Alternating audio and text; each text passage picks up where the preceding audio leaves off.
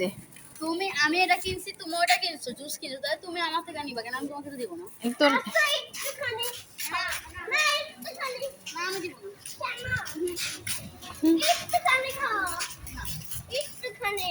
তাহলে আমাকে দিবে? এই দাঁড়া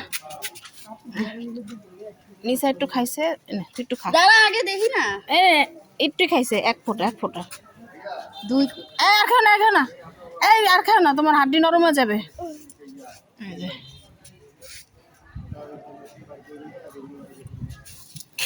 কি হয়েছে? কি নিশা নিশা